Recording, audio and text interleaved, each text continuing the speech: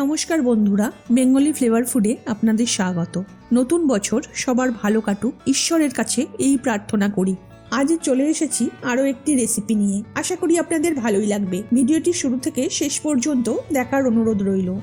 এই রেসিপিটি বানানোর জন্য যে যে উপকরণগুলি লাগছে সেগুলি হলো মাঝারি মাপের চিংড়ি, আর লাগছে সয়াবিন যা সেদ্ধ করে নিয়েছি, ডুমো করে আলু, পেঁয়াজ রসুন লঙ্কা বাটা, টমেটো বাটা আর কাঁচা লঙ্কা। এবার কড়াই বসিয়ে তাতে তেল গরম করে প্রথমেই সেদ্ধ করে রাখা সয়া বড়িগুলোকে ভালো করে ভেজে তুলে নিতে হবে। চ্যানেলে নতুন হলে অবশ্যই সাবস্ক্রাইব করবেন এবং বেল আইকনে ক্লিক করবেন নোটিফিকেশন পাওয়ার জন্য। তারপর আবার কড়াইয়ে একটু তেল দিয়ে তেজপাতা, গোটা জিরে ফোড়ন হিসাবে দিয়ে দিতে হবে। ফোড়নটা একটু ভাজা হলে দিয়ে দেবেন ডুমো করে কেটে রাখা আলু, তার সাথে একটু লবণ হলুদ। এবার ভালো করে ভেজে নিতে হবে। আলুটা একটু ভাজা ভাজা হলে এবার দিয়ে দেবেন আগে থেকে লবণ হলুদ মাখানো চিংড়িগুলো। তারপর একটু সময় নিয়ে আলুর সাথে ভেজে নেবেন লাল লাল করে। ঠিক এই সময়ে আমি অ্যাড করে দিলাম টমেটো বাটা, কাঁচা লঙ্কা ও চিনি। বন্ধুরা, তেলের উপরে টমেটো আর চিনি দিলে কালারটা দারুণ আসে। আর লঙ্কা যে যেমন ঝাল খেতে ভালোবাসেন তেমন দেবেন। এই উপকরণগুলি দিয়ে ভালোভাবে নেড়ে নেবেন। তারপর ওই পেঁয়াজ রসুন আর লঙ্কার পেস্টটা দিয়ে কষাতে থাকবেন যতক্ষণ না মশলা থেকে কাঁচা গন্ধটা চলে যায়।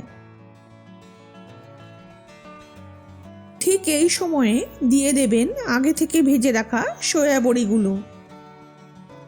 আবারও একবার ভালোভাবে কষিয়ে নিয়ে ঢাকা দিয়ে দেবেন অল্প সময়ের জন্য।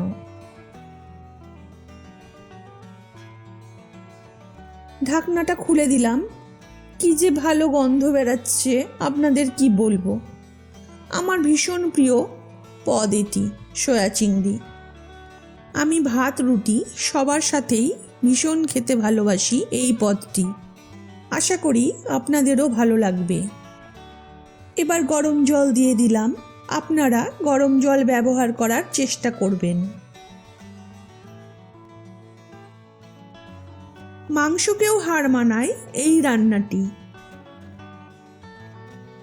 এবার গ্যাসটাকে হাই ফ্লেমে দিয়ে মিনিট 5 জন্য আবারও ঢেকে দিলাম। ঢাকনাটা সরিয়ে দেখে নিতে হবে আলু সেদ্ধ হয়েছে কিনা। দারুণ সেদ্ধ হয়েছে, রান্নাটা হয়ে এসেছে। এবার দিয়ে দিতে হবে গরম মশলা,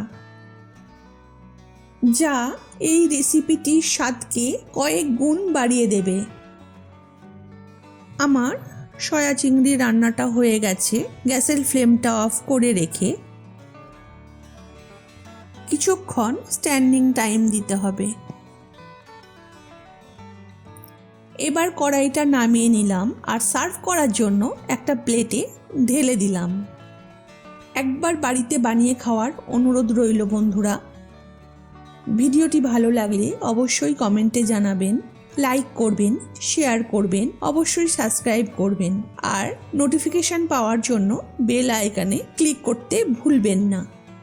আবারও আসবো অন্য কোনো রেসিপি নিয়ে। নমস্কার।